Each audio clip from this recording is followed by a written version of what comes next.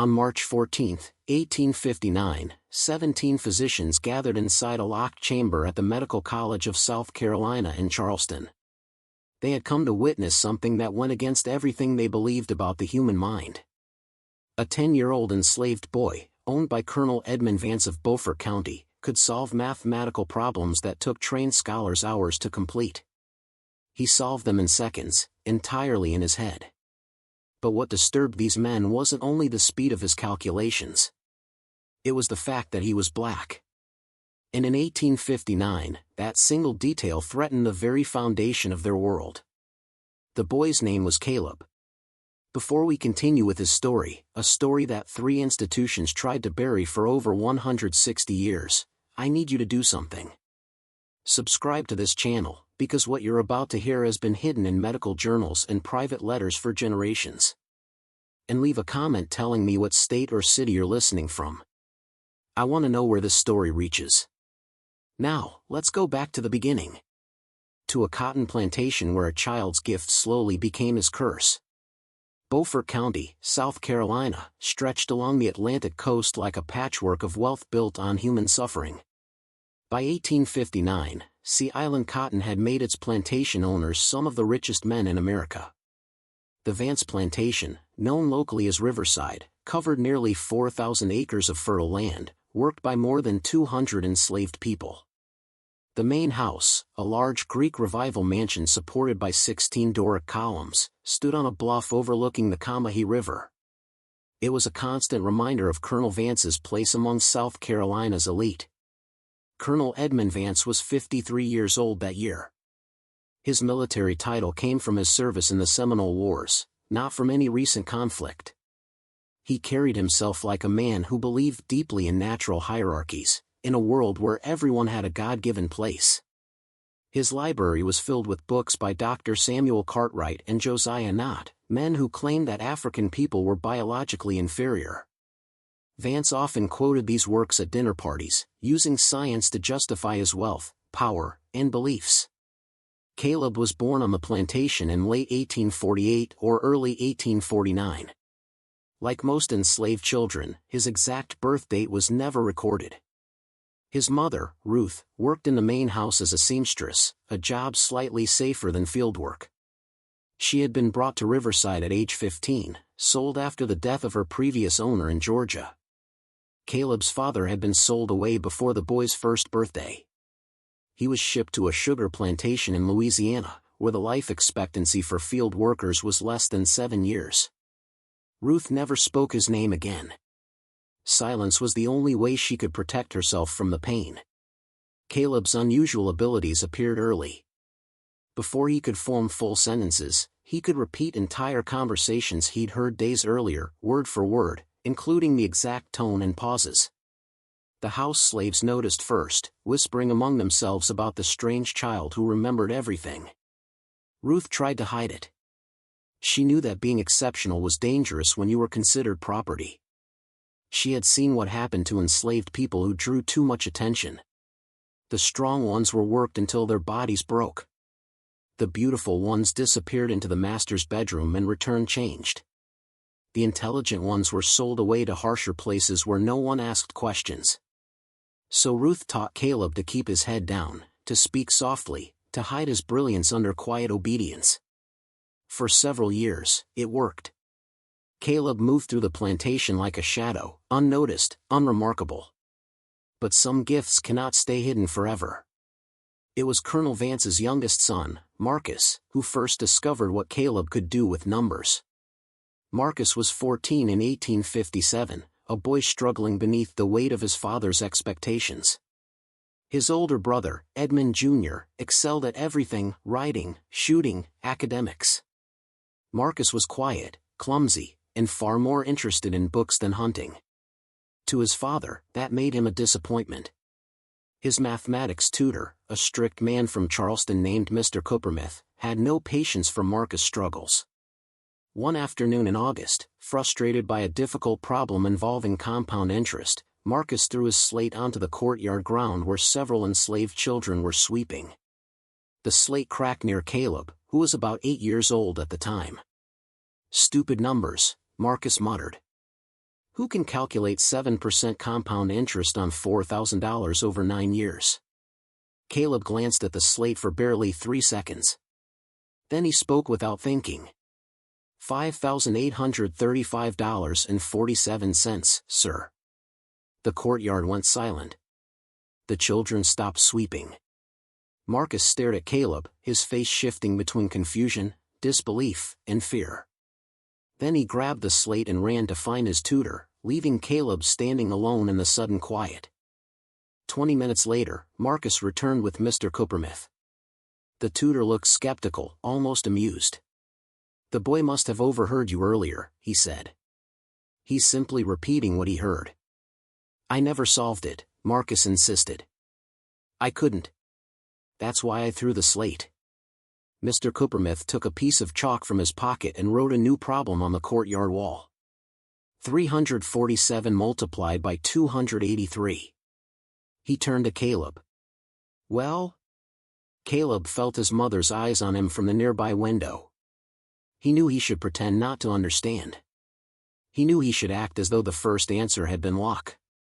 But something inside him, pride, instinct, or simply the inability to hide what came naturally, made him answer.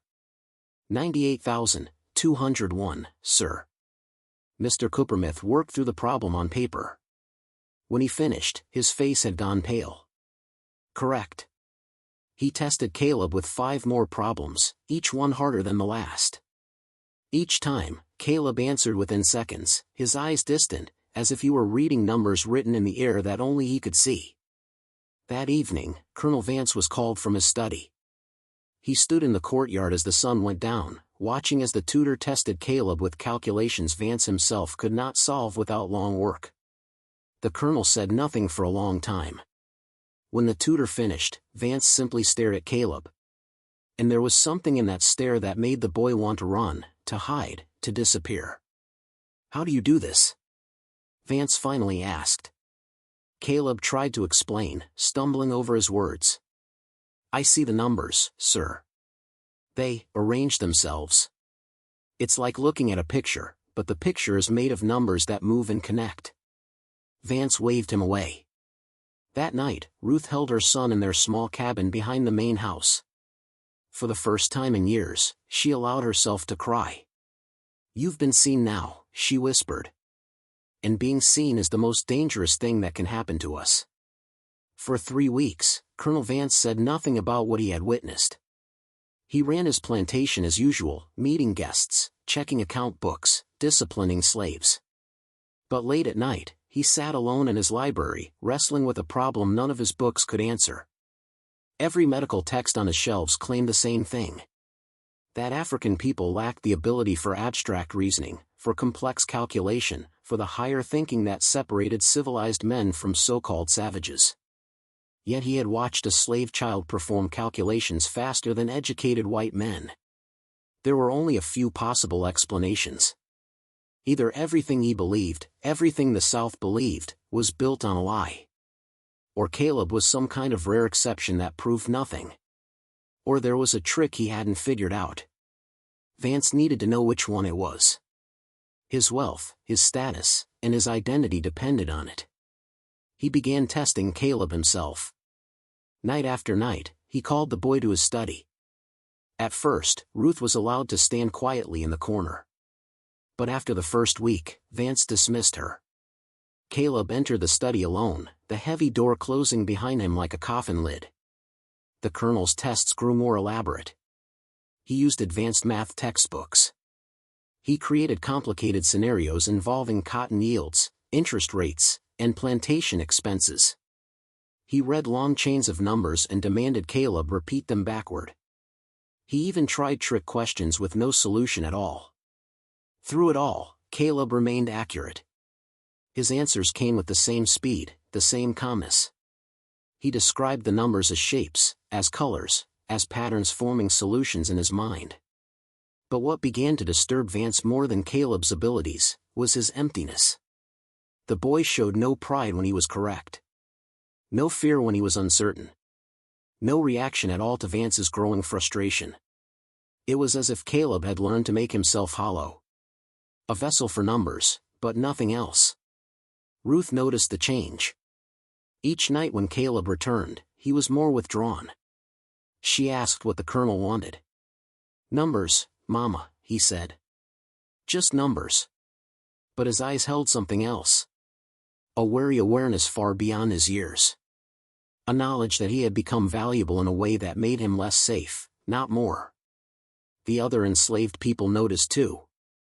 They whispered about Caleb when the overseers weren't near. Some felt proud. Here was proof they were not what the white men claimed. Others were frightened, knowing Caleb's gift could bring danger. A few felt jealousy, wondering why this one boy had been born with something special while they all suffered the same. An older woman named Temperance, who worked in the kitchen, pulled Ruth aside one morning in December. "You need to make that boy stupid," she said bluntly. "Make him forget those numbers before the colonel decides he's worth more as a curiosity than as a worker."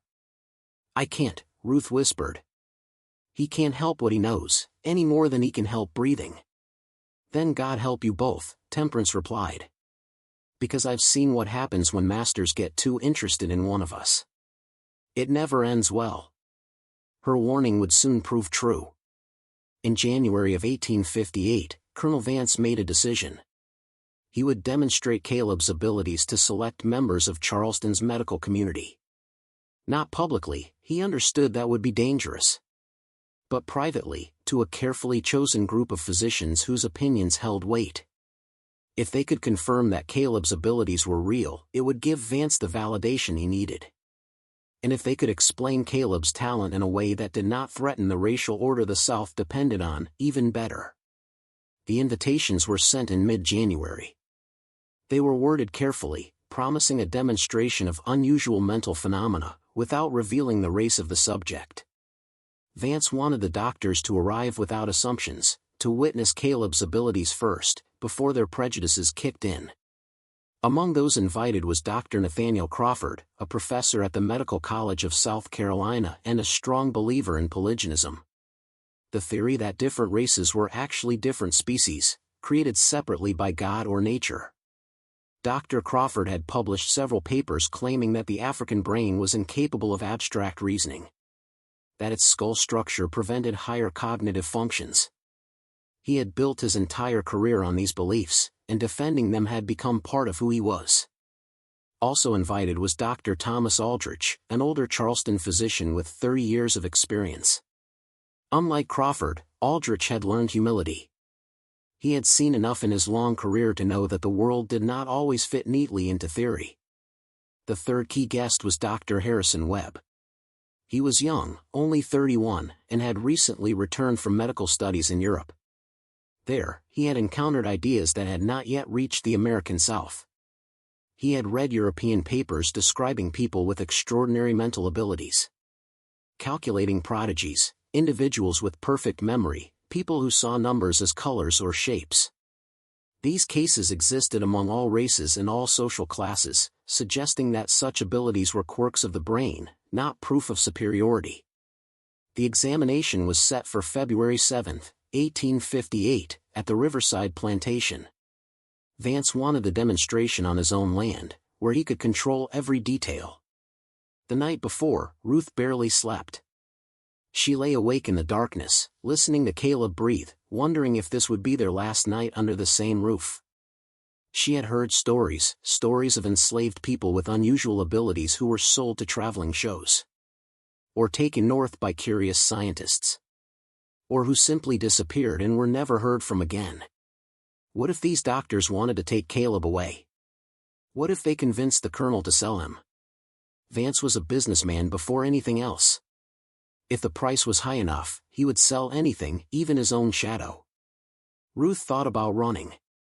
She imagined taking Caleb into the night, following the drinking gourd north like so many before them. But she was a seamstress, not a field hand. She didn't know the land. She didn't know which stars to follow. Or which white faces might help them. And which would turn them in for a reward. And Caleb was too young, too small, to run fast or far. They would be caught within days. The punishment for escape was brutal. So she did the only thing she could. She held her son close and prayed to a God she wasn't sure was listening. The physicians arrived at Riverside in the early afternoon. 6 men in total, dressed in formal black coats and stiff collars that marked them as professionals. Colonel Vance welcomed them into his drawing room, offering brandy and cigars. He made polite conversation about Charleston society, the weather, and politics. He wanted to set a tone, making sure they saw him as their equal before he revealed the true purpose of their visit. When he finally explained that the subject of their examination was a slave child with extraordinary calculating abilities, their reactions were mixed. Some were skeptical. Some were curious. And a few exchanged glances that suggested they suspected they were about to witness a parlor trick. Dr. Crawford's face immediately showed skepticism, almost bordering on disdain. Dr. Aldrich leaned forward with interest. Dr. Webb stayed neutral, observing quietly. The other 3 physicians exchanged glances, as if they suspected they had been brought to witness some kind of trick. Marcus entered the room with Caleb, who had spent the last hour being washed, groomed, and dressed by Ruth. Caleb wore clean clothes, the kind that marked him as house property, not a field worker. A white cotton shirt, dark trousers slightly too large for him, and no shoes. His hands were scrubbed clean, his hair trimmed short. He looked even younger than 9, small, thin, and tense, with his eyes fixed firmly on the floor. The room fell silent the moment he entered. There was a heavy discomfort in the air, an unspoken tension Caleb could feel without fully understanding. These men had agreed to examine a slave. But now they were staring at a child, nervous, fragile, and clearly powerless. Some of them, despite themselves, felt a flicker of shame. Dr. Crawford cleared his throat. "Well, Colonel, shall we begin?" The first tests were simple. Dr. Crawford read out large numbers, asking Caleb to add and subtract them. Caleb answered correctly each time, quickly, but not so fast that it seemed unnatural. Crawford's expression tightened as he checked each answer. So far, Caleb had made no mistakes. Then the tutor moved to multiplication. 3 digits by 2 digits. Then 3 by 3. Then 4 by 3. Each answer came within seconds. The physicians double-checked Caleb's responses with pencil and paper, taking minutes to confirm what the child solved instantly. Every answer was correct. Dr. Webb finally spoke. "How do you arrive at these answers? Can you explain what you see?" Caleb hesitated and glanced at Colonel Vance, who gave him a slight nod, permission to speak. "I see the numbers, sir," Caleb said softly. "They look like pictures, but not pictures exactly. Each number has a shape and a color. Small numbers are bright. Big numbers are darker. When you ask me to multiply, the numbers move toward each other. When they meet, they make new shapes, new colors. The strongest color is the answer." The room went still. Dr. Crawford's face darkened. "This is nonsense," he snapped. "Numbers don't have colors. The boy is confused, or pretending. This is deception, or evidence of some kind of mental defect." Dr. Webb answered calmly. "On the contrary, this description appears in European medical literature. Some individuals experience numbers, sounds, or even words as colors or shapes. The cause is unknown, but the phenomenon is real." "European literature," Crawford muttered. "Those physicians are too liberal in their thinking. Too willing to entertain fantasies." He turned sharply toward Caleb. "We're here to determine whether your abilities are real, or whether your master has been tricked by clever memorization." Caleb lifted his head. "Then give me something I couldn't have memorized." Every head in the room snapped toward him. Enslaved children did not speak unless spoken to. They did not challenge white men. They did not show courage, or anything that could be mistaken for defiance. Colonel Vance's face hardened with anger. But before he could speak, Dr. Aldrich stepped in. "The boy is right. If we want to rule out memorization, we must give him something completely new." Aldrich pulled a pocket watch from his vest. "It is currently 2:47 in the afternoon. How many seconds have passed since midnight? Caleb's eyes went distant for 5 seconds. 57,420 seconds, sir. Dr. Aldrich took nearly 3 minutes to verify the answer on paper. When he finally looked up, his entire expression had changed. Correct. The examination continued for another 2 hours. The physicians took turns presenting increasingly difficult challenges. Long division with huge numbers. Compound interest calculations over many years.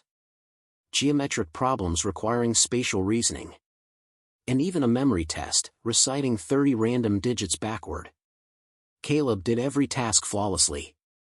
Throughout the demonstration, Colonel Vance watched his property perform.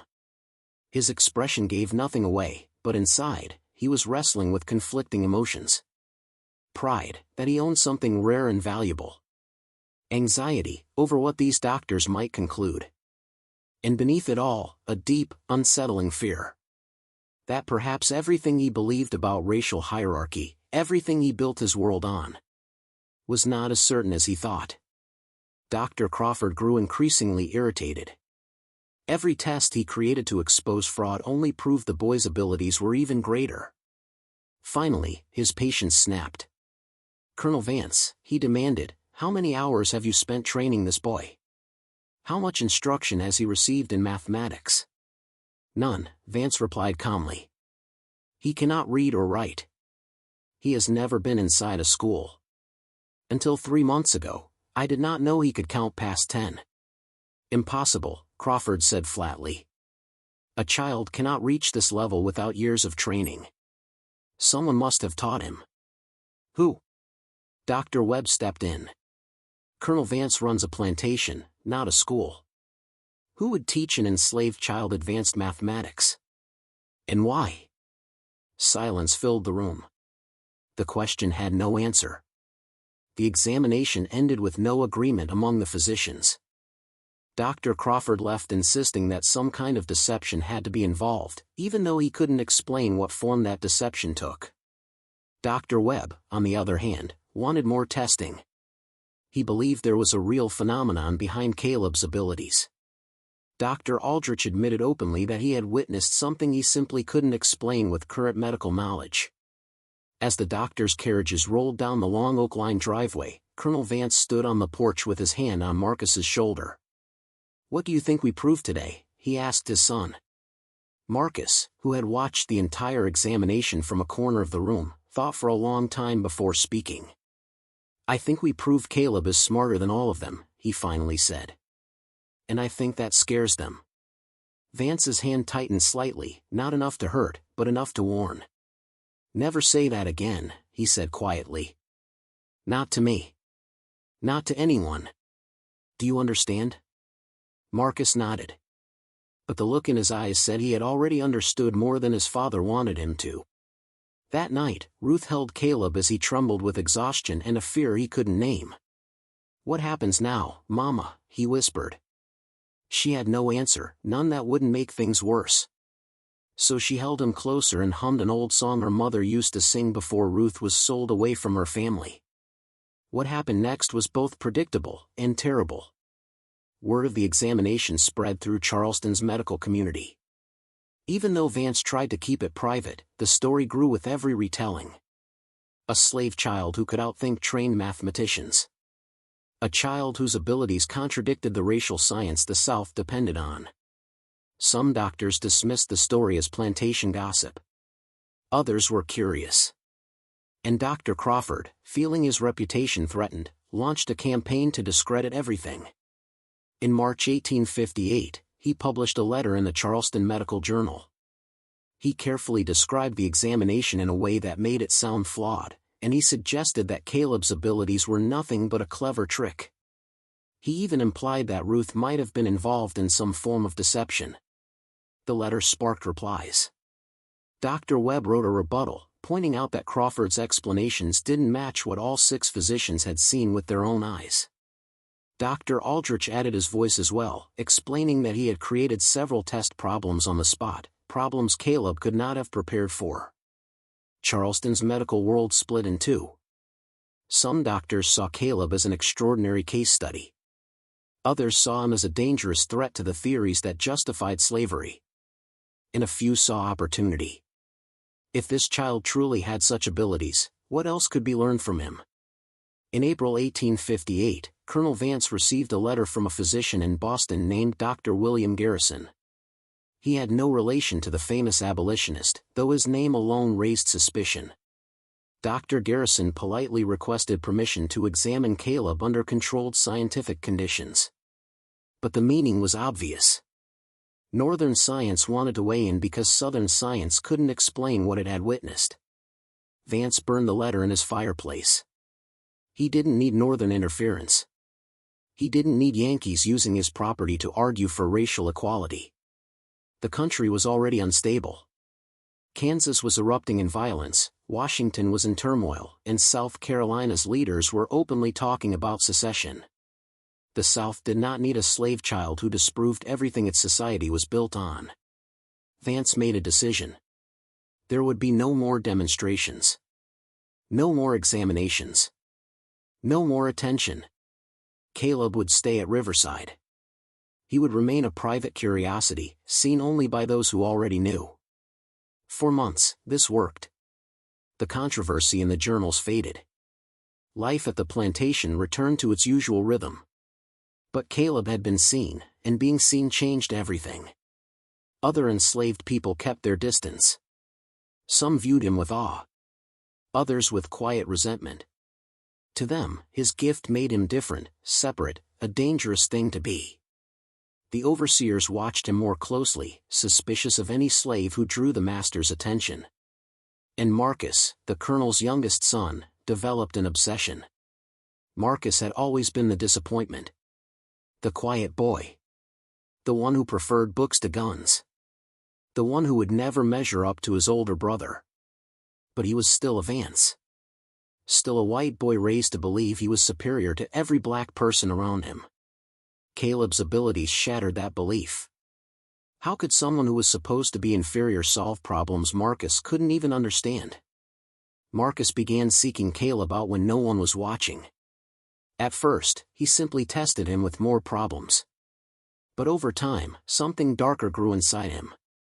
He began giving Caleb impossible questions, hoping to finally prove that the boy had limits. But Caleb kept answering correctly. Marcus's frustration twisted into anger. One afternoon in June 1858, Marcus found Caleb alone in the stable. "Calculate this," he demanded, spitting out a complicated problem. Caleb solved it in seconds. Marcus's face flushed red with humiliation. "You're cheating," he snapped. "You have to be. My father's books say your kind can't think like this." Caleb knew he shouldn't respond. But something inside him, tiredness, fear, or a spark of defiance, made him lift his eyes. "Maybe the books are wrong, sir." Marcus slapped him so hard Caleb fell to the ground. The stable spun around him. His ears rang. "Don't you ever, suggest that I'm wrong," Marcus hissed. "Your property. You exist because we allow you to. You think you're special because my father finds your tricks entertaining? You're nothing. Remember that." He walked away, leaving Caleb on the stable floor with blood trickling from his nose. Caleb didn't tell his mother. What good would it do? Marcus was the master's son. Reporting him would only bring more trouble. But something changed in Caleb that day. He realized that his gift wasn't dangerous simply because it made him valuable. It was dangerous because it challenged the lies these white people told themselves about who they were. And people whose beliefs are threatened can be capable of anything. The summer of 1858 was brutal. The heat lay heavy over Beaufort County. The cotton fields swallowed the days of hundreds of enslaved workers who labored from dawn to dusk. Caleb stayed mostly inside the main house, spared from fieldwork but not from labor. He helped his mother sew, ran errands, cleaned, polished. And tried, more than anything, to stay invisible. But Colonel Vance had not forgotten him. If anything, the controversy in Charleston only made Colonel Vance more interested, more determined, to understand the nature of what he owned. He continued calling Caleb to his study several nights a week, challenging him with increasingly obscure problems. Sometimes these sessions lasted for hours. Caleb would leave exhausted, his mind stretched thin, like fabric pulled too tight. Vance began taking notes during these sessions, writing down Caleb's answers, recording Caleb's explanations, and observing the boy's reactions. He never explained why he was doing this. Maybe he believed these notes would one day become valuable. Maybe he thought they would help him argue his case in a future debate. Or maybe he simply needed to organize something that deeply unsettled him. One night in August, after Caleb solved a complicated problem involving logarithms, a topic he had never been taught, Vance set down his pen and looked at the child for a long, silent moment. "Do you understand what you are?" he finally asked. Caleb kept his eyes on the floor. "I'm your property, sir." "Beyond that," Vance said. "Do you understand how unusual you are? How rare? I know I can do things with numbers that others can't, sir." Vance leaned back. "Do you know what those physicians argued about after examining you?" Caleb hesitated. He had heard the debate, but he wasn't supposed to understand that the question was whether someone like him could possibly be as intelligent as someone like them. "No, sir," he said. "They argued," Vance continued, "about whether you're a curiosity, or a threat. Whether you confirm the rules, or whether you break them." He paused, then added quietly, "I haven't decided which explanation troubles me more." Those words frightened Caleb more than any threat ever could. It meant that even Vance, the man who owned him, did not know what to do with him. Uncertainty in a master was far more dangerous than certainty. Certain masters had predictable rules. Uncertain ones were capable of anything. "May I ask a question, sir?" Caleb whispered. Vance raised an eyebrow but nodded. "What will happen to me?" The colonel stayed silent for a long time. When he finally spoke, his voice was careful, measured. "That depends on many things. On what conclusions the medical world reaches. On how useful your abilities prove to be. On whether the political situation stabilizes, or collapses." He looked directly into Caleb's eyes. There was something almost like regret there. "I won't lie to you, boy. Being special makes you valuable, but it also makes you vulnerable. There are men who would pay large sums to own you. Others would want to study you. And some would prefer you simply stop existing because you challenge what they believe." He lowered his voice. "My advice is this: stay quiet, stay useful, and hope that this storm the nation is heading into resolves itself before anyone decides you're worth fighting over." It was the most honest thing any white person had ever said to Caleb. And it was terrifying. That night, Ruth found Caleb sitting in their cabin, staring into nothing. "What did the colonel want?" she asked. "Numbers," Caleb answered automatically. Then, after a moment, "Mama, what happens to valuable slaves?" Ruth froze, her hands still on the shirt she was mending. "What do you mean, baby? You told me being seen was dangerous. But being valuable, is that different? Or is it worse?" She set her sewing down and pulled him close. "Listen to me," she said. "Some slaves are valuable because they're strong. They get worked until they break. Some are valuable because they're beautiful. They get used until they're used up. And some are valuable because they're unusual. Those ones get sold to traveling shows, or to rich men up north who collect people like trophies." Her voice dropped. "And sometimes they just disappear. Someone decides they're too unusual, too troubling, and they vanish in the night." "Is that what will happen to me?" Caleb whispered. "Not if I can help it," Ruth said fiercely. "But you need to understand something. The only thing protecting you right now is that the colonel hasn't decided what you're worth. Whether you're worth keeping. Or selling. Or silencing." She cupped his face in her hands. "So you stay quiet. You stay useful. And you pray that whatever storm is coming, passes before it hits us." And the storm was coming. By the fall of 1858, the national debate over slavery had reached a breaking point. In October, Senator William Seward delivered his famous irrepressible conflict speech, declaring that America would eventually become either all slave, or all free. Charleston's reaction was immediate and furious. Newspapers filled with warnings about Northern aggression and Southern rights. Planters across Beaufort County spoke openly, not about if the South should secede, but when. Colonel Vance found himself pulled deeper into these political undercurrents. His peers demanded he take a stand. He was expected to defend Southern institutions, to prove Southern superiority, to uphold the belief system that justified slavery itself. Caleb became a symbol in this debate. A living contradiction. In October 1858, Dr. Crawford published a more aggressive article in the Charleston Medical Journal. This time, he didn't just question Caleb's abilities, he blamed Northern influence, accusing Southern physicians of being corrupted by abolitionist thinking. Dr. Webb responded with his own article, but by then the debate had moved beyond science. Northern newspapers picked up the story, using Caleb as proof that enslaved people had intellectual abilities equal to whites. Southern newspapers fired back, calling the whole thing abolitionist propaganda. Caleb, the child himself, was no longer the focus. He had become a political symbol. Colonel Vance received letters from everywhere. Some offered enormous sums of money to purchase Caleb. A theater operator in Philadelphia wanted to put him on stage. A wealthy collector in New York wanted to bring Caleb north for scientific study, which Vance recognized as an attempt to steal him. Southern doctors wanted further examinations to disprove or diminish his abilities. Vance refused every offer, but the pressure kept building. Then, in January 1859, a letter arrived from a group calling themselves the Charleston Scientific Society. They wanted one final, comprehensive examination. This time at the Medical College of South Carolina, in a lecture hall designed for public scientific demonstrations. The letter was signed by 12 physicians, including Dr. Crawford and Dr. Webb.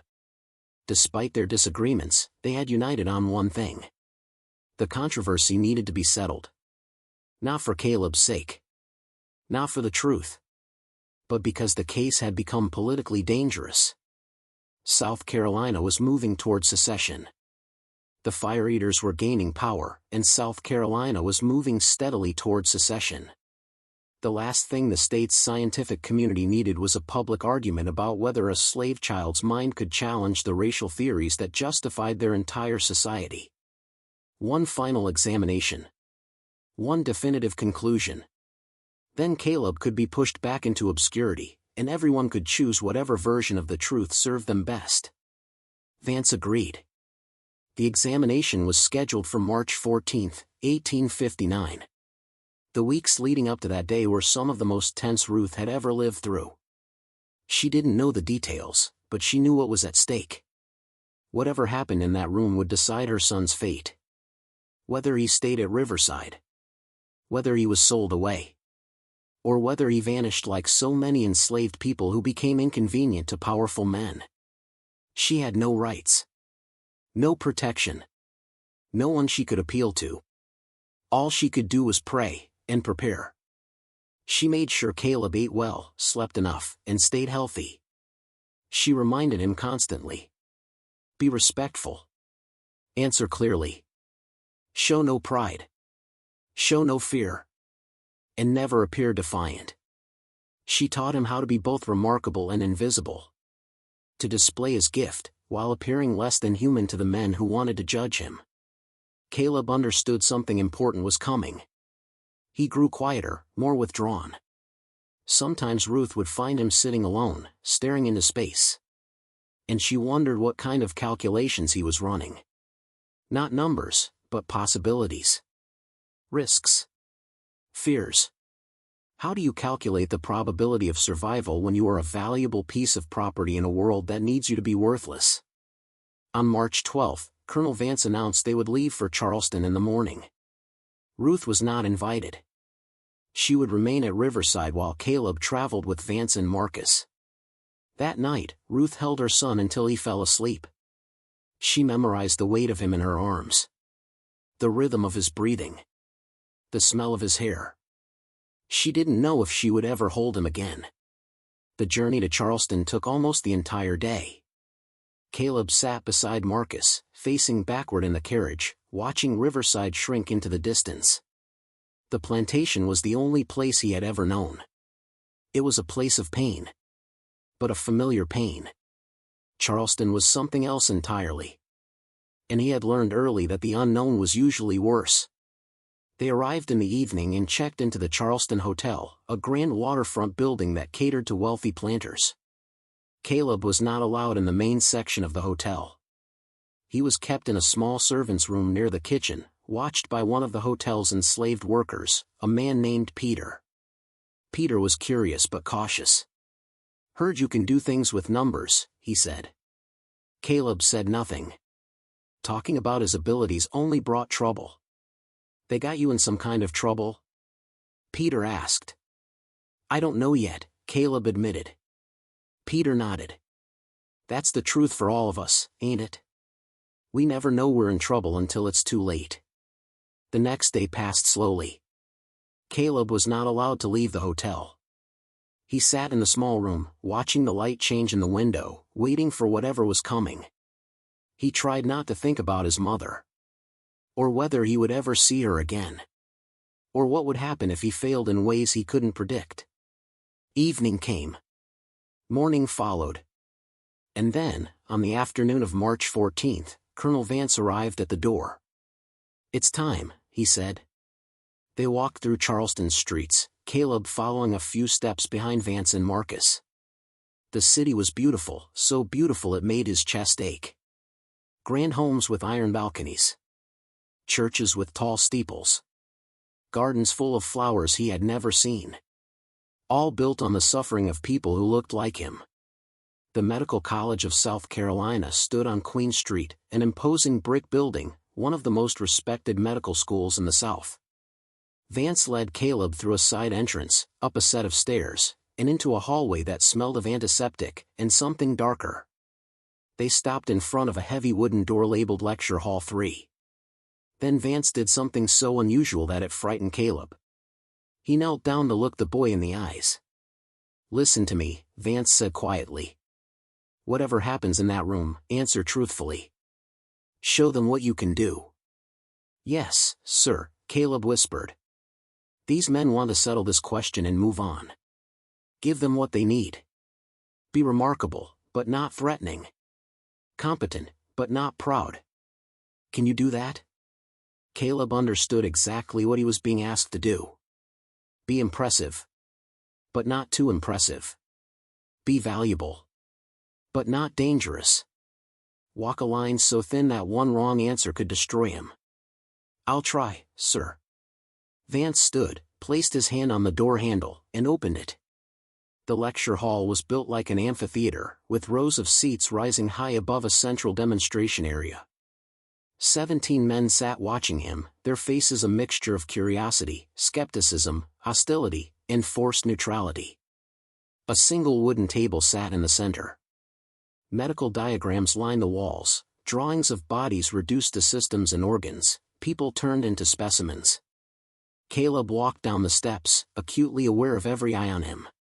Vance and Marcus sat in the front row. The door closed behind them with a heavy echo. Dr. Crawford stood and descended into the center. He carried several sheets of paper covered in calculations.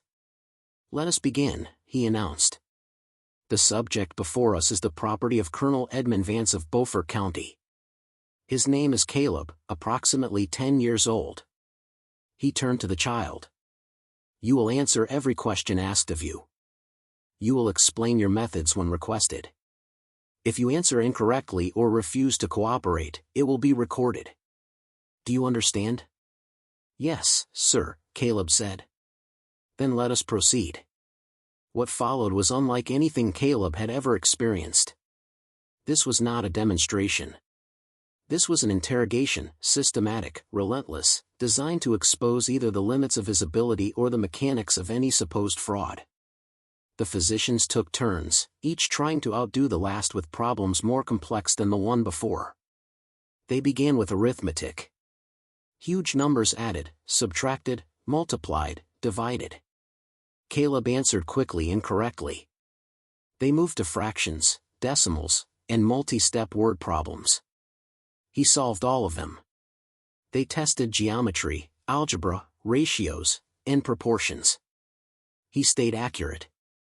He explained his process when asked, how numbers appeared to him as colors and shapes, how patterns formed in his mind before he even realized he was solving anything. Some of the physicians took notes. Others whispered to their neighbors. Dr. Crawford's face grew redder with every correct answer, his questions becoming sharper, almost hostile.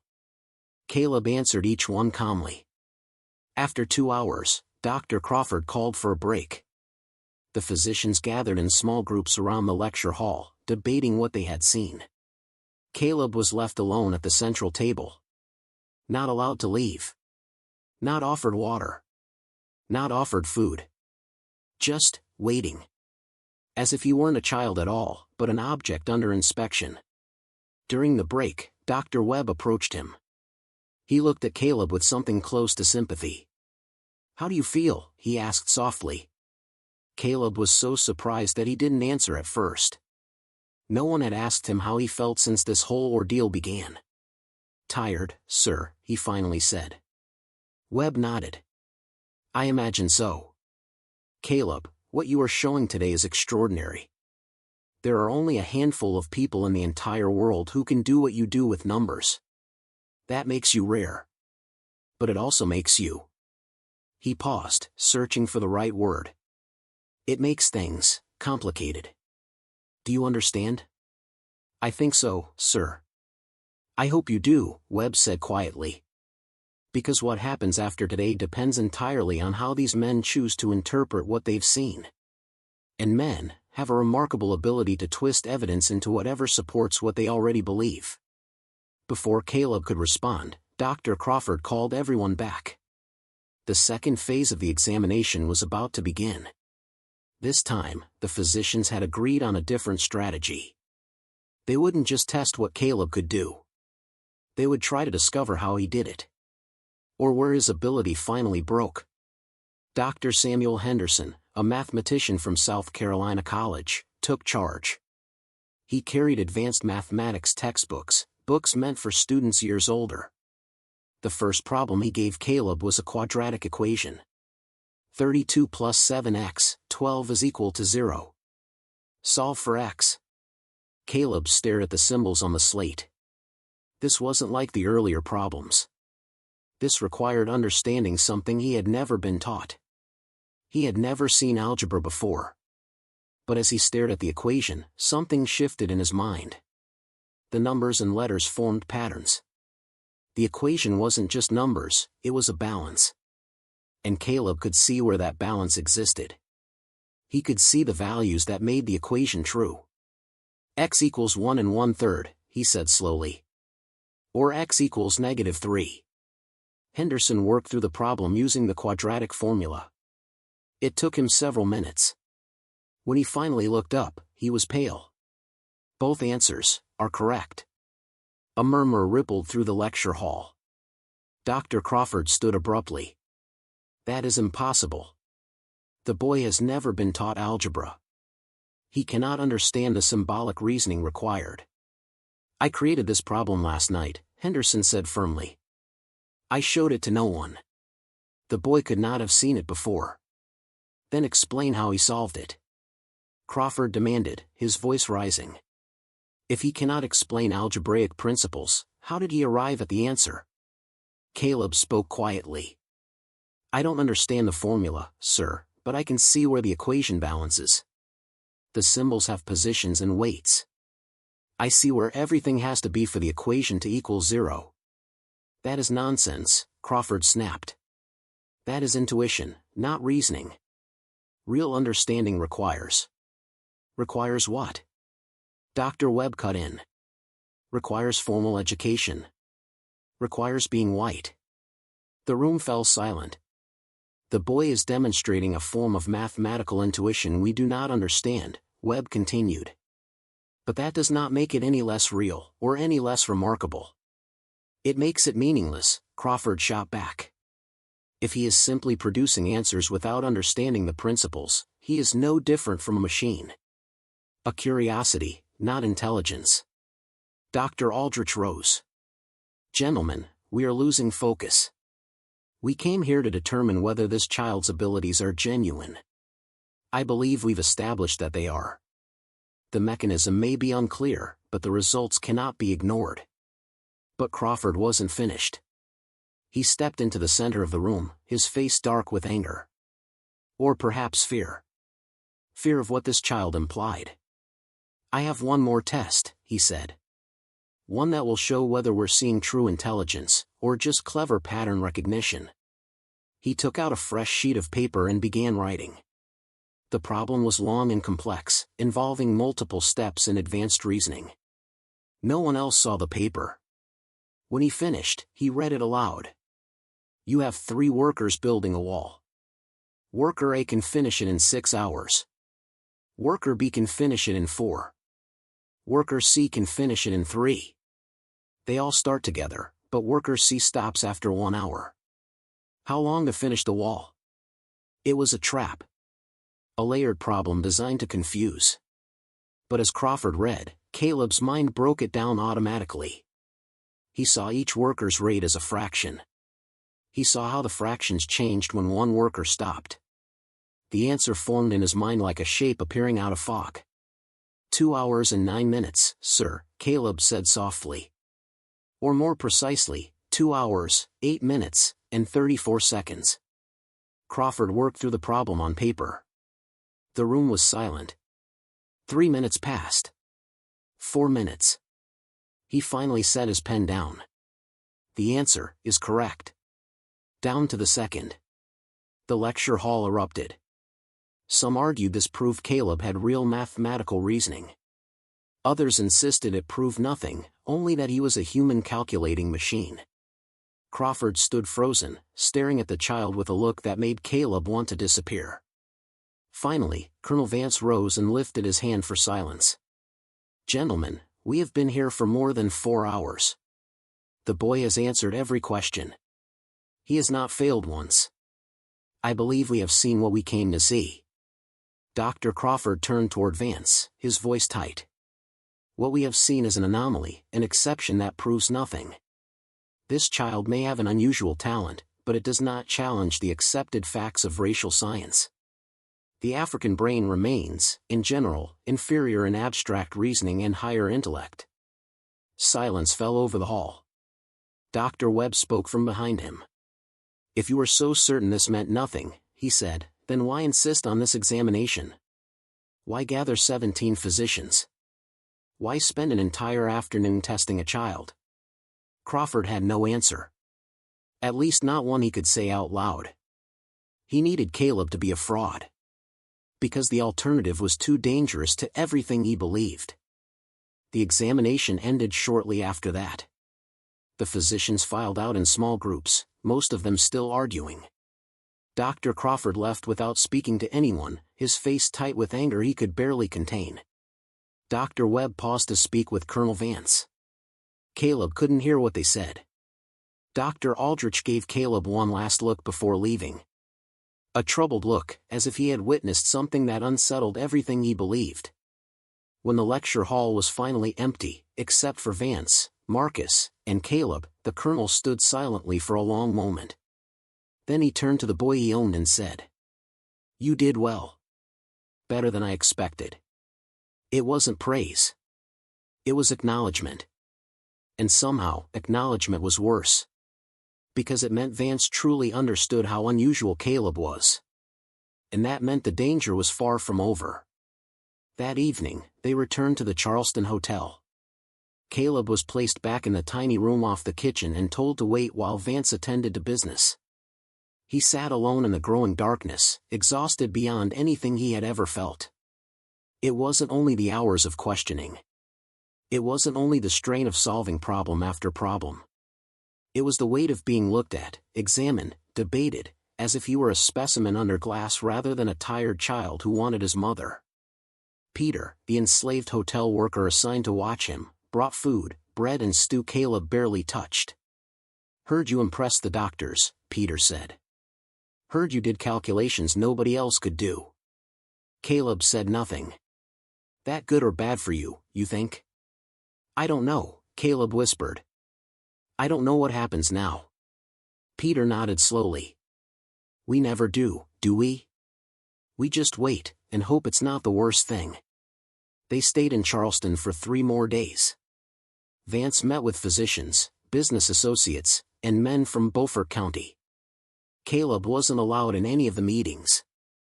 He was simply kept nearby, in case someone requested another demonstration. No one did. Whatever had been decided at the examination, it was enough. On March 18th, they returned to Riverside. Ruth was waiting. Her face was tight with fear that loosened only a little when she saw her son alive and unharmed. That night, she held him in their cabin and asked what had happened. Caleb told her about the examination.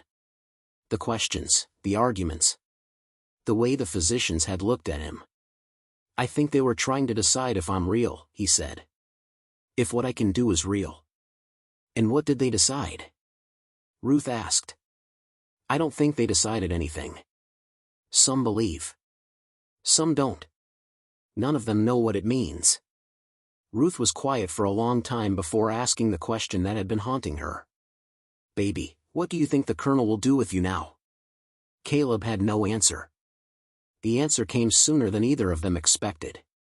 In early May 1859, Colonel Vance summoned Caleb to his study. But this meeting was different. There were no textbooks. No papers. No slate. Vance simply told him to sit. Another shocking gesture for a slave child. And began speaking in a calm, almost conversational tone. The physicians haven't reached a consensus, he said. Dr. Crawford has published yet another article insisting your abilities are exaggerated or meaningless. Dr. Webb defended you, but his voice doesn't carry much weight in Charleston anymore.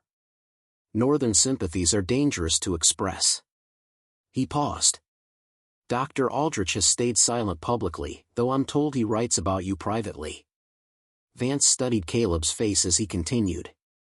The controversy hasn't disappeared. It's been buried.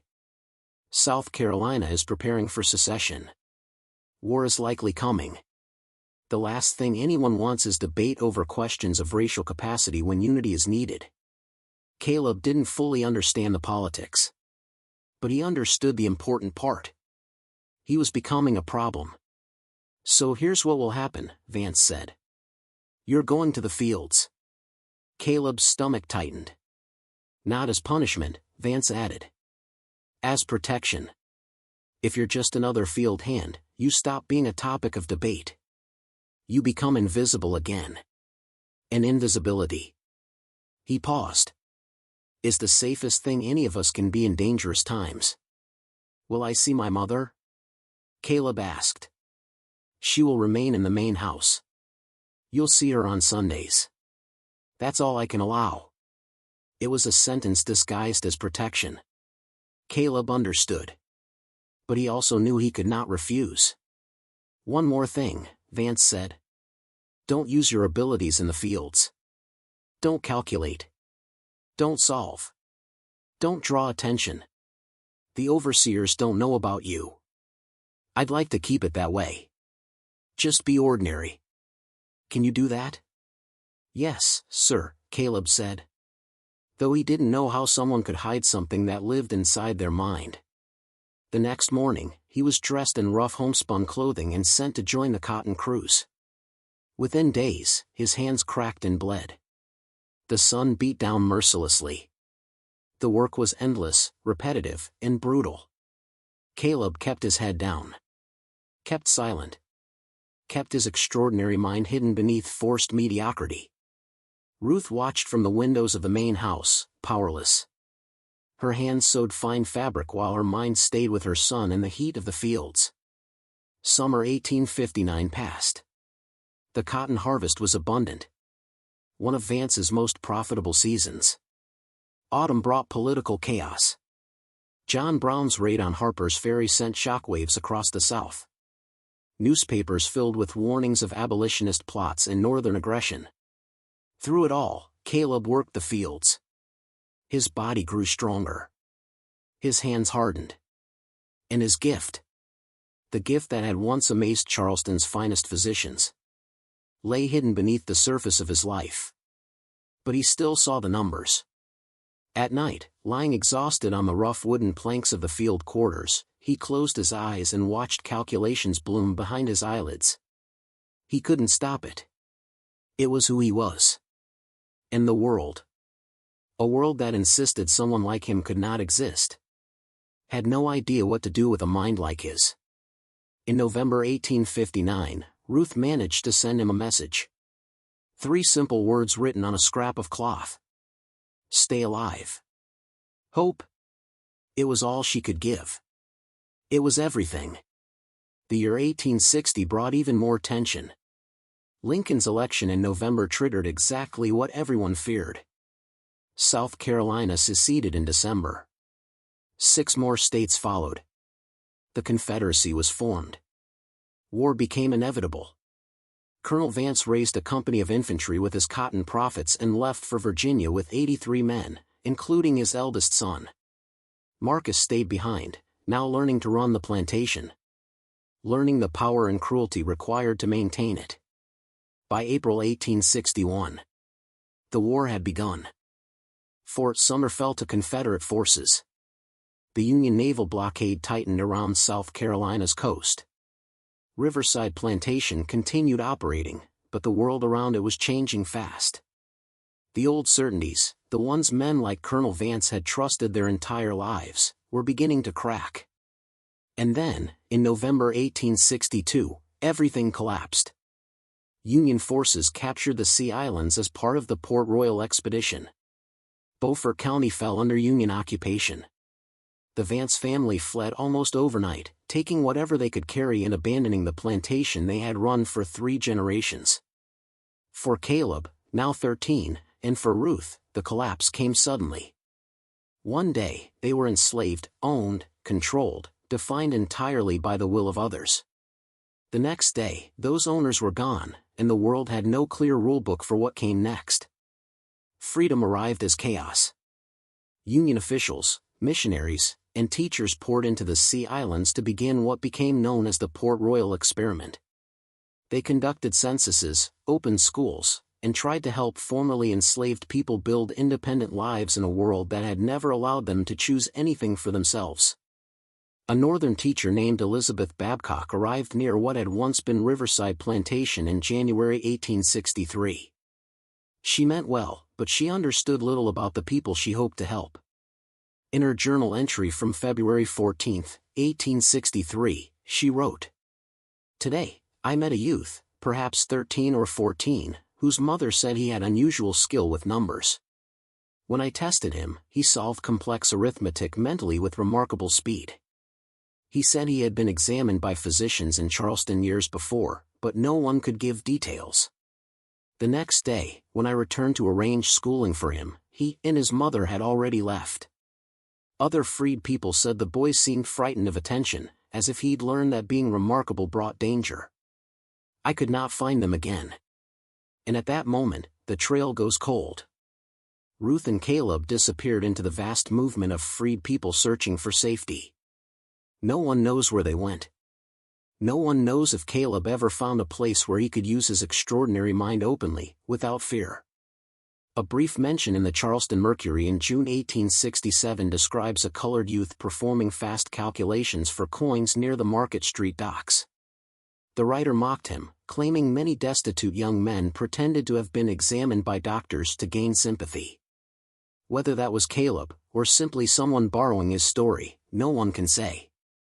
Dr. Harrison Webb survived the war and returned to his medical practice. He never published anything more about Caleb.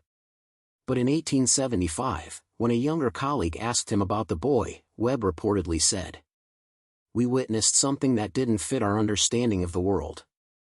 Instead of changing our understanding, we stopped looking. That failure haunts me more than any patient I ever lost." Dr. Nathaniel Crawford continued teaching until his death in 1871.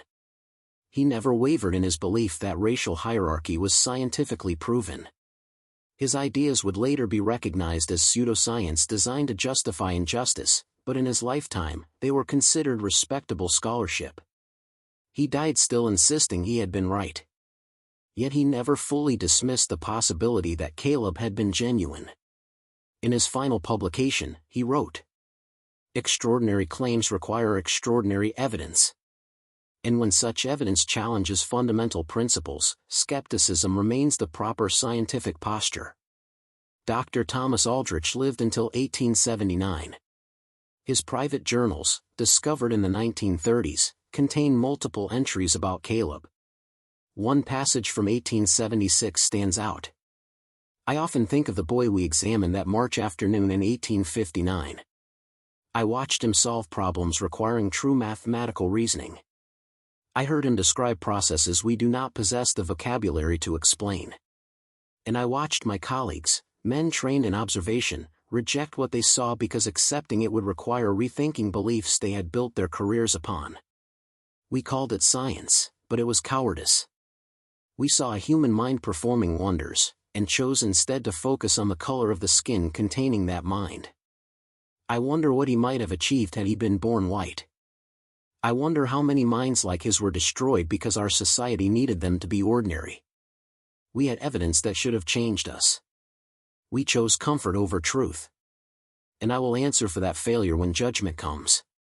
The Medical College of South Carolina's official records contain only a single line about the event. March 14, 1859. Special lecture on unusual mental phenomena. Demonstration of calculating ability in a subject of African descent. Inconclusive findings. Inconclusive. One word. Buried in dusty administrative records. Summarizing an event witnessed by 17 physicians. An event that sparked months of debate. An event that challenged the scientific foundations of an entire society.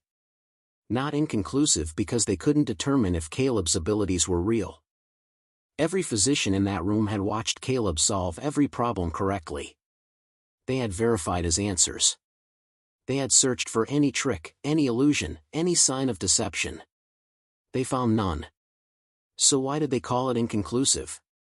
It wasn't because they lacked evidence. It was because accepting that evidence would have unraveled the moral foundation of their entire society. It was easier, safer, to record the matter as inconclusive than to admit what they had really seen. Easier to protect their theories than confront uncomfortable truths.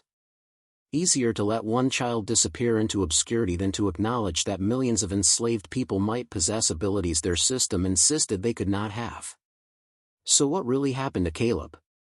We will never know for certain.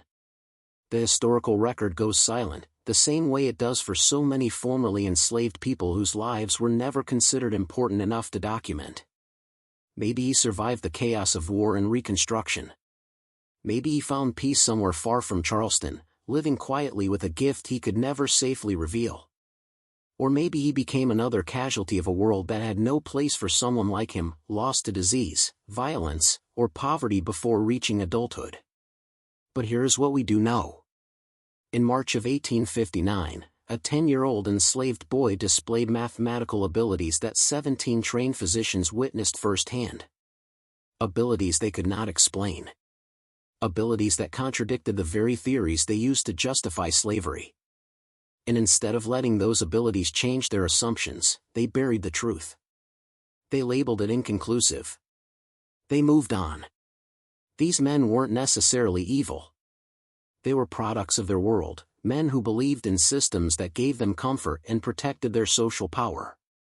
But they had a choice. And they chose theory over evidence.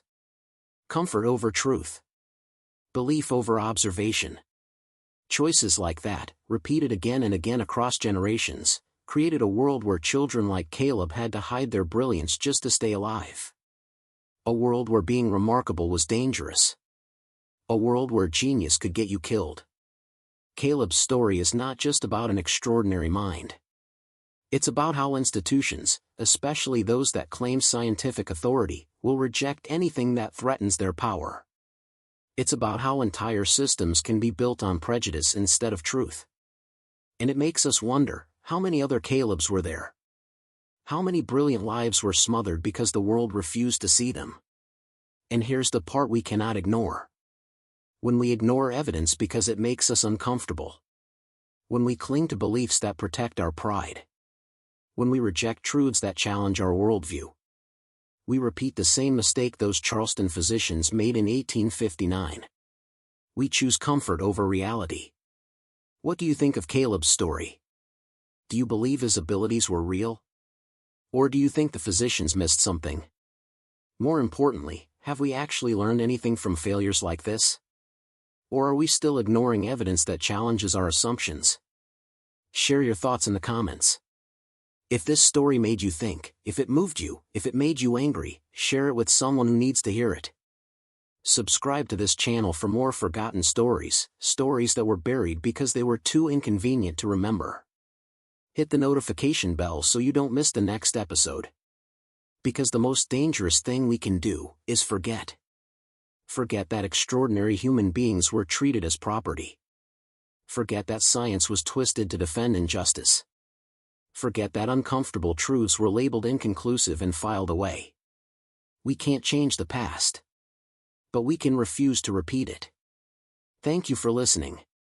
I'll see you in the next story.